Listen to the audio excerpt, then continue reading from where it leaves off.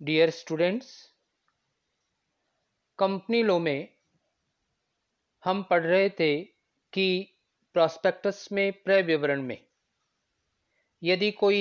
False statement या असत्य कथन दे दिया जाता है, कोई मिस रिप्रेजेंटेशन या मिथ्या वर्णन कर दिया जाता है, या कोई मिसलीडिंग या फ्रॉडुलेंट स्टेटमेंट दे दिया जाता है, तो इसके क्या कॉन्सिक्वेंसेज होते हैं, क्या रिजल्ट्स होते हैं। हमने ये पढ़ा था कि प्रॉस्पेक्टस में यदि ऐसी बातों का समावेश है और इस प्रॉस्पेक्टस से, इस क्रय विवरण से प्रभावित होकर, मोटिवेट होकर, इन्फ्लुएंस होकर यदि कोई आउटसाइडर, कोई व्यक्ति कंपनी के साथ अंश या ऋण पत्र खरीदने का अनुबंध कर लेता है, तो ऐसे इंजर्ड सब्सक्राइबर, तो ऐसे पीड़ित अभिदाता को कंपनी के विरुद्ध में कौन कौन सी रेमेडीज अवेलेबल होती है, अर्थात कंपनी के विरुद्ध उस पीड़ित पक्षकार को कौन कौन से अधिकार या उपचार उपलब्ध होते हैं। और जितने भी रिस्पॉन्सिबल डायरेक्टर्स होते हैं उस कंपनी के, प्रमोटर्स होते हैं, एक्सपर्ट्स होते हैं, उनके विरुद्ध उस इंजर्ड सब्सक्राइबर या पीड़ित अभिदाता को कौन कौन से अधिकार उपलब्ध होते हैं। तो प्रीवियस क्लास में हमने इन रिस्पॉन्सिबल डायरेक्टर्स या प्रमोटर्स या एक्सपर्ट्स के अगेंस्ट में पीड़ित अभिदाता को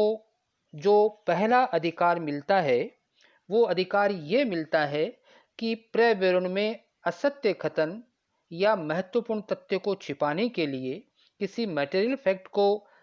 हाइड करने के लिए, हिडन करने के लिए ऐसे पीड़ित अभिदाता को कंपनसेट करना पड़ता है, अर्थात उसको जो क्षति हुई है उसकी पूर्ति इन लोगों को करनी होती है, अर्थात क्षतिपूर्ति का दायित्व उनका होता है। ये बात हमने प्रीवियस क्लास में लास्ट में डिस्कस करी थी और उसी क्रम में आगे आज हम बढ़ेंगे कि यदि ये डायरेक्टर्स, ये प्रमोटर्स, ये एक्सपर्ट्स या अदर रिस्पॉन्सिबल ऑफिसर्स पीड़ित पक्षकार को क्षतिपूर्ति नहीं करना चाहते हैं, उनका तर्क यह है कि हम इसके लिए रिस्पॉन्सिबल नहीं है साहब। अर्थात यदि संबंधित संचालक, प्रवर्तक या विशेषज्ञ क्षतिपूर्ति के दायित्व से मुक्त होना चाहते हैं, तो इसके कौन कौन से ग्राउंड्स है, कौन कौन से आधार है, अर्थात उनको क्या सिद्ध करना होगा, क्या प्रूव करना होगा कि वो रिस्पॉन्सिबल नहीं है इसके लिए, ये आज हम देखेंगे। तो सबसे पहले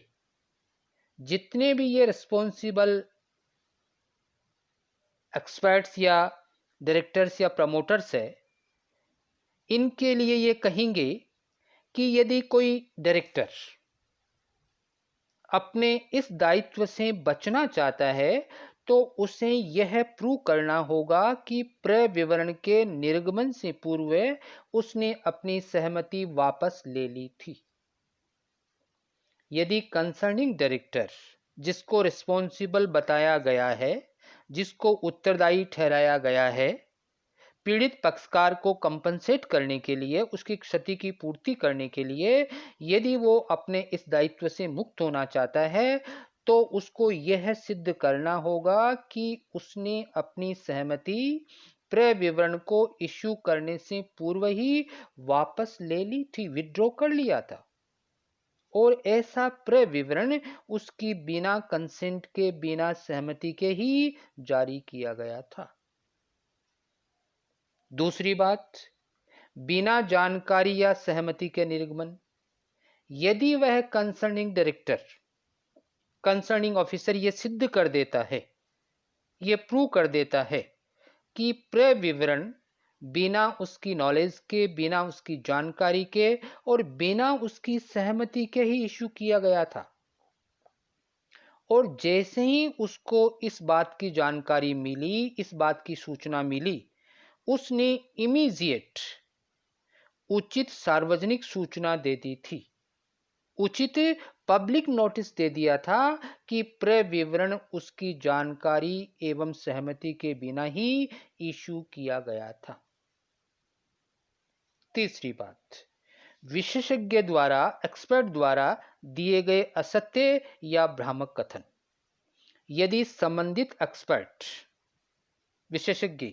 यह प्रूव कर देता है, यह सिद्ध कर देता है कि वह ऐसा कथन, ऐसा स्टेटमेंट, ऐसा फैक्ट देने के लिए कैपेबल था, सक्षम था, तथा प्रॉस्पेक्टस के जारी होने की तिथि तक, प्रॉस्पेक्टस को इशू होने के दिन तक उसके पास उस तथ्य पर, उस विवरण पर विश्वास करने के समुचित आधार थे एवं उसने प्रविवरण को रजिस्ट्रेशन के लिए सबमिट करने से पूर्व अथवा पीड़ित पक्षकार को उसके अधीन आवंटन की जानकारी से पूर्व ही अपनी सहमति वापस ले ली थी। यदि वो ऐसा सिद्ध कर देता है तो भी वह अपने क्षतिपूर्ति के दायित्व से मुक्त हो सकता है। और चौथा आधार या ग्राउंड यह है, ऐसा कथन या असत्य कथन या भ्रामक विवरण किसी रिपोर्ट की प्रति या रिपोर्ट का एक भाग होने पर, एक अंश होने पर। यदि डिफॉल्टर पर्सन,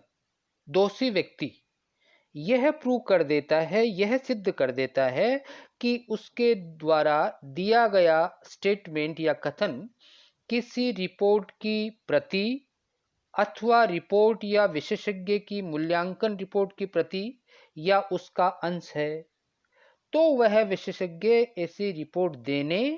या ऐसे मूल्यांकन के लिए सक्षम था एवं प्रविवरण को जारी करने तक इस बात पर विश्वास करने का उसके पास समुचित पर्याप्त आधार था।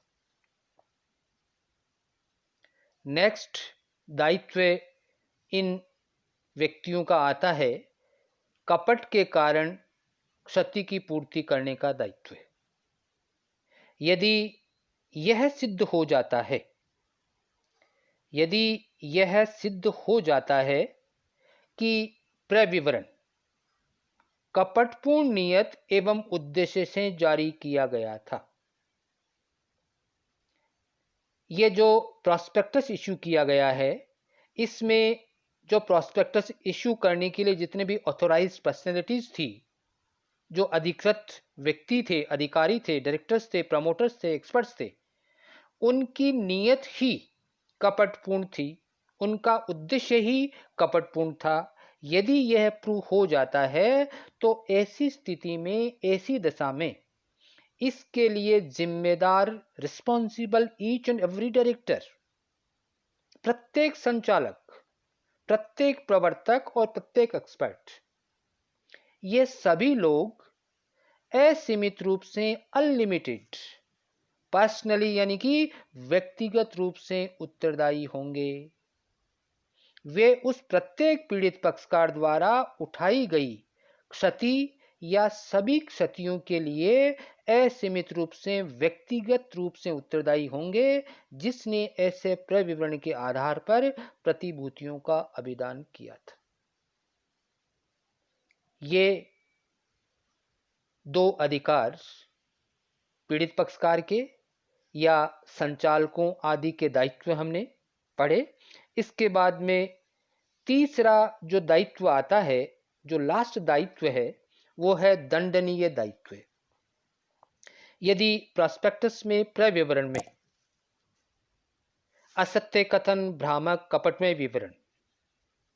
इस तरह का समावेश है तो दंडनीय दायित्व में हम क्या कहेंगे? तो तीसरी जो कैटेगरी है वो है दंडनीय दायित्व की। इसमें हम ये कहेंगे कि यदि असत्य कथन, भ्रामक, कपटमय विवरण ऐसा प्रविवरण निर्गमित किया जाता है तो ऐसे प्रविवरण को, प्रॉस्पेक्टस को निर्गमित करने का अधिकार देने वाले, अर्थात प्रविवरण के निर्गमन को अधिकृत करने वाले सभी व्यक्ति all the individuals, all the persons, भारतीय कंपनी अधिनियम की धारा 447 447 के अधीन उत्तरदायी या रिस्पॉन्सिबल होंगे। क्या कहा है हमने? यदि जारी किया गया क्रय विवरण जो पब्लिक को अंश या ऋण पत्र खरीदने के लिए इनवाइट कर रहा है, तो इस क्रय विवरण में जो पर्सनैलिटीज इन्वॉल्व है, यदि यह सिद्ध हो जाता है कि उनकी नीयत, उनका इंटेंशन ही कपटमय था, तो ऐसी स्थिति में ये सभी लोग भारतीय कंपनी अधिनियम की धारा 447 447 के अधीन उत्तरदायी होंगे। और इन पर क्या पनिशमेंट या क्या पेनल्टी होगी? देखिए, सबसे पहला, धारा 447 के अनुसार क्रय विवरण में कपट के लिए दोषी व्यक्ति को कम से कम 6 माह की कारावास की सजा मिलेगी। यदि आपने कपट करने के इंटेंशन से मिसलीडिंग किया है, मिस स्टेटमेंट दिया है, फॉल्स स्टेटमेंट दिया है, या किसी मटेरियल फैक्ट को छुपाया है इंटेंशनली कपट के लिए, और ये प्रूव हो गया है, तो आपको, जो दोषी व्यक्ति है, कम से कम उसको 6 महीने की कारावास की सजा मिलेगी, जो बढ़कर या बढ़ाकर इसको अधिकतम 10 वर्ष तक के लिए भी किया जा सकता है। Imprisonment for a term not less than 6 months, but which may extend to 10 years. दूसरा जो पेनल्टी है वो है इकोनॉमिक पेनल्टी की, आर्थिक दंड की। ऐसे व्यक्तियों पर जो आर्थिक दंड दिया जाएगा, इकोनॉमिक पेनल्टी इनसे ली जाएगी, वो क्या होगी कि न्यूनतम राशि कपट की क्या होगी? कपट में निहित राशि जो होगी वह न्यूनतम राशि होगी, एवं अधिकतम राशि क्या होगी? कपट में निहित राशि के 3 गुना तक। जैसे कपट में निहित राशि है 10,000 रुपए, तो अधिकतम आर्थिक दंड क्या हो जाएगा? 30,000 रुपए तक, 3 गुने तक। Then responsible individual shall be liable for fine not less than amount involved in fraud, but may extend to 3 times of the fraud amount. और तीसरी बात इसमें हम ये कहेंगे कि यदि किसी कपट में, जो कि इन व्यक्तियों द्वारा किया गया है प्रॉस्पेक्टस में, किसी कपट में पब्लिक इंटरेस्ट है, विद्यमान है, यदि किसी कपट में सार्वजनिक हित विद्यमान है, तो फिर ऐसी स्थिति में कारावास की सजा कम से कम 3 वर्ष की होगी। However, the fraud involve public interest, the term of imprisonment shall not be less than 3 years. कम से कम 3 साल तो आपको कारावास में जाना ही होगा। अब बात करते हैं, यदि ये लोग अपने दायित्व से मुक्त होना चाहते हैं, अपने दंड से बचना चाहते हैं, तो उसके क्या क्या आधार है? तो यदि संबंधित व्यक्ति, कुछ ग्राउंड्स हम बता रहे हैं, उनके आधार पर वो अपने दायित्व से मुक्त हो सकते हैं। तो इसमें यह कहेंगे, यदि संबंधित व्यक्ति निम्नांकित में से किसी भी तथ्य को यह सिद्ध कर दे, जो हम 2-3 तथ्य बताएंगे, 2-3 बात बताएंगे, उनमें से किसी भी बात को, किसी भी तथ्य को प्रूव कर दे, तो वह 447 के अधीन अपने दायित्व से फ्री हो सकता है, एग्जम्प्ट हो सकता है। पहला तथ्य या पहली बात क्या है कि क्रय विवरण में दिया गया असत्य कथन या जिसको शामिल नहीं किया गया है, जिसको छिपाया गया है, वो इमैटेरियल फैक्ट था, यानी कि वो महत्वहीन था। यदि वो ऐसा प्रूव कर देते हैं तो हो सकता है दायित्व से बच जाए। दूसरी बात, दूसरा ग्राउंड, दूसरा आधार, उसके पास, जो संबंधित दोषी अधिकारी है, व्यक्ति है, उसके पास उस कथन पर विश्वास करने के समुचित या पर्याप्त आधार थे तथा प्रविवरण के निर्गमन तक, उसके जारी करने तक वह इस कथन की सत्यता पर विश्वास भी करता था। रीजनेबल ग्राउंड्स टू बिलीव, यदि वो ऐसा प्रूव कर देता है तो भी वह अपने दायित्व से एग्जम्प्ट हो सकता है। और तीसरा और लास्ट, प्रविवरण जारी करने तक उसके पास इस बात पर विश्वास करने के समुचित और पर्याप्त आधार थे कि प्रविवरण में किसी विशेष सामग्री को जोड़ना, किसी सब्जेक्ट मैटर या किसी फैक्ट को जोड़ना, या उसमें से उस विशेष सामग्री या सब्जेक्ट मैटर या फैक्ट का ओमिशन करना, विलोपन करना आवश्यक था। यदि ऐसा वह प्रूव कर देता है तो भी हो सकता है वो अपने दायित्व से एग्जम्प्ट हो जाए। आज इसके साथ ही प्रॉस्पेक्टस में असत्य कथन, मिथ्या वर्णन, भ्रामक एवं कपटमय विवरण के क्या परिणाम होते हैं, क्या कॉन्सिक्वेंसेज होते हैं, ये क्वेश्चन या टॉपिक कंप्लीट होता है, समाप्त होता है। और मैं आपको बता दूं कि यह क्वेश्चन आपके यूनिवर्सिटी के एग्जाम से भी मोस्ट इम्पोर्टेंट है, तो इसको आप थोड़ा अच्छी तरह लर्न कर लीजिएगा, तैयार कर लीजिएगा। थैंक यू, धन्यवाद।